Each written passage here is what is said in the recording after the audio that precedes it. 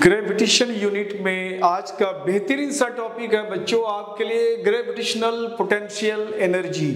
जब एनर्जी की बात आती है तो कहीं ना कहीं फिजिक्स में आपके दिमाग में आ जाना चाहिए एक साथ कि ये कहीं ना कहीं वर्क की बात करते हैं, यानी फिजिक्स में वर्क जो है वो एनर्जी में कन्वर्ट हो जाता है। यानी आप किसी भी सिस्टम में किसी टाइप का वर्क करते हो, चाहे वो मैकेनिकल वर्क हो, इलेक्ट्रिकल वर्क हो, मैग्नेटिक वर्क हो, what ever be the types of work, कोई भी अगर आप वर्क करते हो तो वर्क एनर्जी थ्योरम कहता है कि डायरेक्टली वो वर्क आपका बर्बाद नहीं होता है, वो किसी ना किसी एनर्जी के फॉर्म में उस सिस्टम पे स्टोर हो जाता है जहां पे ये वर्क होता है। तो अब यहाँ पे ग्रेविटेशनल पोटेंशियल एनर्जी का क्या मतलब होता है, पहले उसको देख लेते हैं हम लोग। चूंकि टर्म ये जो है ग्रेविटेशनल पोटेंशियल एनर्जी, ये हम लोग सिलसिलेवार पढ़ते आ रहे हैं, ग्रेविटेशन चैप्टर का है ये। इसमें ऑलरेडी हम लोग ग्रेविटेशन की बात कर चुके हैं, ग्रेविटी की बात कर चुके हैं, तो आज हम लोग बात करेंगे ग्रेविटेशनल पोटेंशियल एनर्जी के बारे में। इसमें कह रहा है कि the amount of work done in bringing a body from infinity to a point of gravitational field of other body is called gravitational energy, is called gravitational energy, gravitational energy कहते हैं। यानी किसी भी बॉडी को आप infinity से किसी दूसरे बॉडी के ग्रेविटेशनल फील्ड तक ले आओ, उस दूसरे बॉडी के ग्रेविटेशनल फील्ड के किसी पॉइंट तक लेके आओ, उसको लाने में जो आप काम करते हो, दैट वेरी वर्क, वही काम आपका ग्रेविटेशनल पोटेंशियल एनर्जी में कन्वर्ट हो जाता है। जैसे मान लिया हमने कि कोई एक बॉडी है और उस बॉडी का, मान लो ये बॉडी है हमारा, इस बॉडी का ग्रेविटेशनल जो फील्ड है वो ग्रेविटेशनल फील्ड इतने एरिया पे है मान लिया। इस ग्रेविटेशनल फील्ड में हमें ये देखना है कि किसी दूसरे बॉडी को, यानी इस ग्रेविटेशनल फील्ड के अंदर किसी दूसरे बॉडी को हमको लाना है। कहां से लाना है? तो इन्फिनिटी से लाना है। और इन्फिनिटी का जो कॉन्सेप्ट है ग्रेविटेशन में या फिजिक्स में जो कॉन्सेप्ट है, जैसे यहाँ पे हमने कहा कि ये बॉडी है, इतने एरिया तक, इतने स्पेस तक, इतने रीजन तक ये बॉडी अपना असर डालता है। This is the gravitational field of that very body. इस ग्रेविटेशनल फील्ड में किसी दूसरे बॉडी को हमको लाना है। मान लो कोई दूसरा बॉडी है यहाँ पे, और इस बॉडी का जिसका ये ग्रेविटेशनल फील्ड है उसका मास कैपिटल M ले लिया, और जो बॉडी जिसको बाहर में हमने रखा है अभी इसके ग्रेविटेशनल फील्ड से, उसको हमने स्मॉल m कहा। अब इन दोनों के बीच कोई डिस्टेंस होगा, तो इनके सेंटर ऑफ मासेस के बीच का जो डिस्टेंस है उस डिस्टेंस को हमने ले लिया, इस डिस्टेंस को हमने ले लिया small x। This is the distance between this body, यानी जिस बॉडी का ये ग्रेविटेशनल फील्ड है और उस बॉडी का सेंटर ऑफ मास जिसको हम लेके आएंगे वहां से। अब इस बॉडी को मान लिया ये यहाँ पर है, और कुछ देर के बाद हमने थोड़ा सा इसको डिस्प्लेस करा इधर, कितनी दूरी से? तो हमने इसको डिस्प्लेस करा dx डिस्टेंस से। इस बॉडी को dx डिस्टेंस से हमने A से B में डिस्प्लेस करा। तो इस डिस्प्लेसमेंट करने में हमने वर्क कितना करा, वह वर्क हम लोग देखते हैं। तो अब यहाँ से यहाँ अगर आप इसको डिस्प्लेस करते हो तो यहाँ पे आपने जो फोर्स लगाया, उस फोर्स और इस डिस्प्लेसमेंट का जो मल्टीप्लिकेशन है, प्रोडक्ट है, उसको हम वर्क कहते हैं। अब सवाल के इस बॉडी पे, ये m मास के बॉडी पे ये m मास, कैपिटल M मास जो ये फोर्स लगाता है, और इसके फोर्स का डायरेक्शन इधर ही होगा। तो इन्होंने जो फोर्स लगाया है वो फोर्स का वैल्यू होता है G capital M small m, दोनों मास का प्रोडक्ट अपॉन डिस्टेंस स्क्वायर। दोनों के बीच का डिस्टेंस अगर x है तो x स्क्वायर हो जाएगा।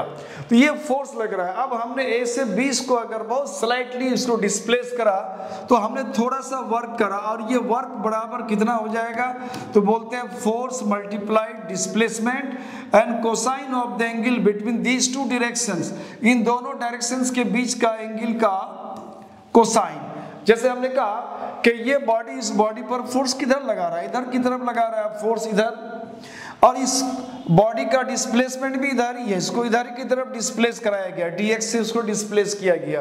तो डिस्प्लेसमेंट का डायरेक्शन यही है और फोर्स का भी डायरेक्शन यही है, इसलिए दोनों वेक्टर्स के बीच का डायरेक्शन अगर सेम है तो हम लोग एंगल यहाँ 0 लेते हैं, तो एंगल 0 हो गया, cos 0 1 हो जाएगा, तो ये हो जाएगा 1, यानी f का वैल्यू रखते हैं हम लोग g capital M small m upon x square this dx and this becomes 1। तो ये थोड़ा सा वर्क हमने करा, dw का मतलब होता है बहुत थोड़ा सा वर्क, क्योंकि जब भी आप कोई वर्क करते हो और वो वर्क अगर बहुत थोड़ा सा है, मतलब वेरी लिटिल अगर है, बहुत हल्का सा है, जैसे हमने कहा कि ए से बी हमने डिस्प्लेस करा और इसमें हमने इस डिस्प्लेसमेंट के लिए डी इस्तेमाल करा है, और डी का मतलब ही होता है, जहां भी आप फिजिक्स में, मैथ्स में, केमिस्ट्री में, कहीं भी साइंस में आप स्मॉल डी को अगर यूज करते हो तो उसका सेंस होता है वेरी वेरी स्मॉल, यानी बहुत छोटे वैल्यू को हम स्मॉल डी से रिप्रेजेंट करते हैं। तो यानी कि हमने बहुत थोड़ा सा डिस्प्लेसमेंट करा तो बहुत थोड़ा सा वर्क होगा। अब इस तरफ हमें इसका इंटीग्रेशन करना है, तो यहाँ पे जो कांस्टेंट है उसको हम बाहर कर लेते हैं। तो यहाँ कांस्टेंट है कैपिटल जी है, mass of the big body जिसका ये ग्रेविटेशनल फील्ड है, और स्मॉल मास जिसको हम टेस्ट बॉडी भी कह सकते हैं, और इस एक्स स्क्वायर को अप कर लेते हैं तो x पावर -2 हो जाएगा एंड दिस बिकम्स dx। अब यहाँ पे ये देखना है कि हमने जो ये dw में अगर हमने इंटीग्रेशन लगा देता है तो सिंपली इसको हम लोग w लिख देंगे। dw मतलब थोड़ा सा वर्क, जब हमने इसको इंटीग्रेट करा, इंटीग्रेट का मतलब होता है कि आप इन छोटे छोटे जो बिट्स से टुकड़ा है उनको जोड़ के बड़ा कर देना है। तो इस तरह से छोटा छोटा वर्क जोड़ के हम यहाँ से इसको यहाँ तक कहीं तक लाते हैं तो हमें कितना वर्क हो जाएगा, मान लो w वर्क करा। अब सवाल है कि आप लाते कहाँ से हो, तो हम कहते हैं डेफिनेशन में कह रहा है कि कहां से लाना है, फ्रॉम इन्फिनिटी। तो अब स्टार्टिंग पॉइंट आपका इन्फिनिटी है और कहां तक लाते हो, तो इस बॉडी के ग्रेविटेशनल फील्ड के किसी पॉइंट तक, मान लो इस बॉडी का ग्रेविटेशनल फील्ड का पॉइंट P तक लाते हैं, और इस समय इस P पॉइंट का डिस्टेंस मान लेते हैं r है, this is the distance r। तो हमने इसको डिस्टेंस r ले लिया, ये डिस्टेंस r, यानी हमें कहां से लाना है, इन्फिनिटी से। इन्फिनिटी क्या है, तो इनका जो अपना एक स्पेसिफाइड रीजन है ग्रेविटेशनल फील्ड जिसको कहते हैं, इससे बाहर की बाउंड्री की जो दुनिया है उसको हम लोग इन्फिनिटी कहते हैं मैथमेटिक्स में, फिजिक्स में। इसका मतलब इन्फिनिटी से हम कहां तक लाते हैं, इसको r तक लाते हैं। तो इन्फिनिटी से हमने r यानी इस बॉडी से जिसका ग्रेविटेशनल फील्ड वहां से उसकी दूरी r है, वहां तक हमने लेके आया। अब इसको हमें इंटीग्रेट करना है, तो अब इसको इंटीग्रेट करके देखते हैं हम लोग। अब इसका इंटीग्रेशन हो जाएगा g capital M small m, इस x पावर -2 का इंटीग्रेशन हो जाएगा x पावर -1।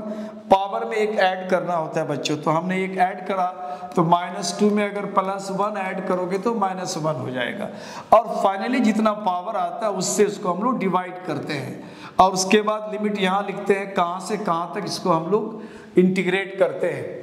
अब इस माइनस को अगर हम बाहर कर ले इधर, तो ये हो जाएगा g capital M small m।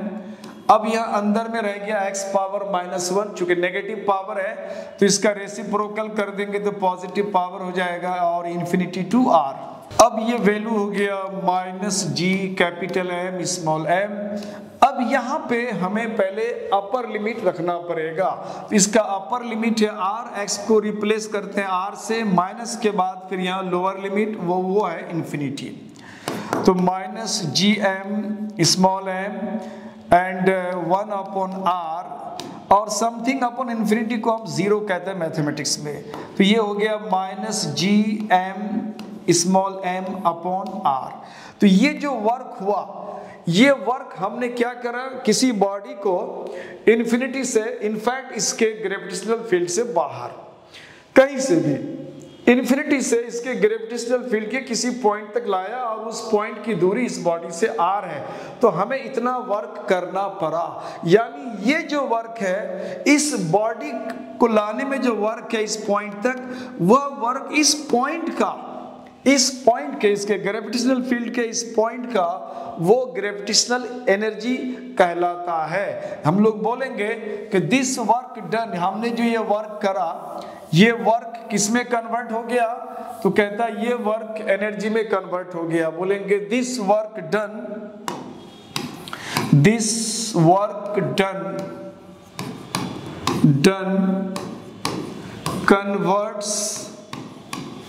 converts into gravitational potential energy, और उसको हम लोग U से रिप्रेजेंट करते हैं। तो ये हो गया capital U minus G capital M small m upon R square. This is R not square. तो ये एक एक्सप्रेशन आया, एक फॉर्मूला आ गया।